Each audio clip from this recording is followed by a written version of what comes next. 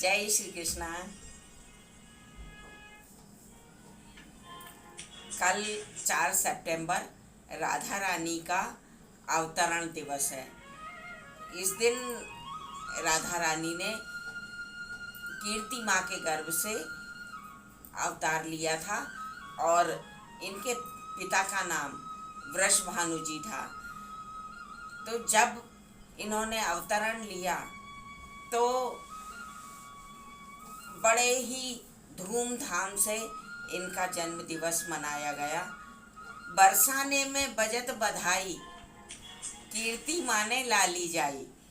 तो चारों ओर खुशी का वातावरण हुआ, क्योंकि है ना राधा जी स्वयं लक्ष्मी जी का अवतार थी।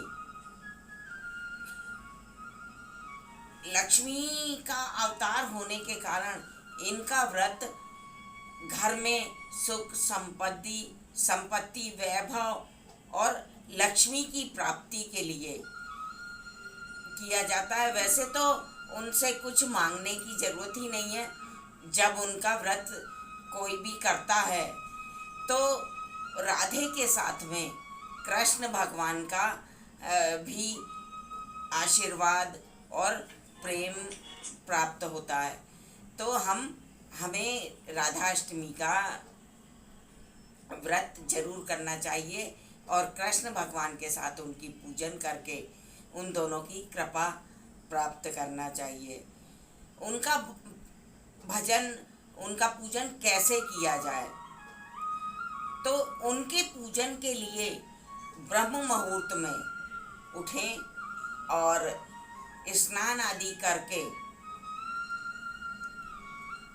उन्हें अच्छे से शुद्ध वस्त्र पहने और फिर पंचामृत से राधे कृष्ण को स्नान कराएं। राधे कृष्ण की भी पूजन साथ में ही होना चाहिए उनके, क्योंकि वो दोनों एक ही हैं और एक सिक्के के दो पहलू हैं। इसलिए दोनों की पूजन एक साथ होना चाहिए। दोनों को पंचामृत से स्नान कराएं। पंचामृत में दूध, दही, घी, शक्कर और शहद, ये पांचों का मिश्रण बना के उन्हें अच्छी प्रकार से स्नान कराएं। फिर शुद्ध जल से स्नान कराएं और उसके बाद उन्हें अच्छे अच्छे नए वस्त्र पहनाएं। धूप दीप अगरबत्ती से उनकी आरती करें और भगवान की पूजन में तुलसी मैया को जरूर स्थान दें। तुलसी मैया अवश्य ही होना चाहिए उनके भोग में। तो इस प्रकार से उनका पूजन करें और उन्हें राधा रानी के व्रत में भोग कैसा लगना चाहिए, क्या लगना चाहिए? राधा रानी के व्रत में चवैनी का भोग बहुत प्रसिद्ध है। चवैनी का भोग लगता है। चवैनी मतलब 4 चीज़ें जो राधा रानी को अतिशय प्रिय हैं। तो उसमें पहला है अरबी। अरबी जिसे हम गुइयाँ भी कहते हैं। तो अरबी की सब्जी अवश्य बनाएं राधा रानी के भोग में। और अनारदाना और नमकीन सेव और चौथी चीज है, पहला हो गया अरबी, दूसरा हो गया अनारदाना, तीसरा हो गया नमकीन सेव और चौथा हो गया शक्करपारे, जो हम मैदा से बनाकर उसे शक्कर में पागते हैं, वो अवश्य लगाना चाहिए। वैसे तो उन्हें नाना प्रकार के 56 भोग लगते हैं, मगर ये भोग राधा रानी को विशेष प्रिय है। अच्छा, इसका व्रत कब तक करें, कब खुले? तो राधा रानी का जन्म दोपहर के 12 बजे हुआ था।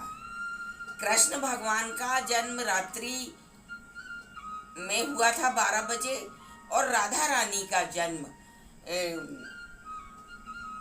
दोपहर में हुआ था। तो जब उनका व्रत करते हैं तो उनके जन्म के बाद में व्रत खुल जाता है। उनको भोग लगाने के बाद में हम भी भोजन ग्रहण कर सकते हैं और दिन भर हमें जो भी खाना पीना है वो खा पी सकते हैं। तो केवल 12 बजे तक ही इनका व्रत करें और उसमें इस प्रकार से उनका पूजन करें और धन, लक्ष्मी, वैभव सबकी प्राप्ति आसानी से करें। सदा राधा रानी की और कृष्ण भगवान की कृपा बनी रहेगी, ये निश्चित बात है। क्योंकि मैं स्वयं भी कृष्ण की ही भक्त हूँ, राधा जी की ही भक्त हूँ और मैं उन दोनों का साथ पूजन करती हूँ और बस प्रसन्न रहती हूँ, है ना। इसी प्रकार आप भी भजन करें और खुशियाँ और प्रसन्नता प्राप्त करें। जय श्री राधे।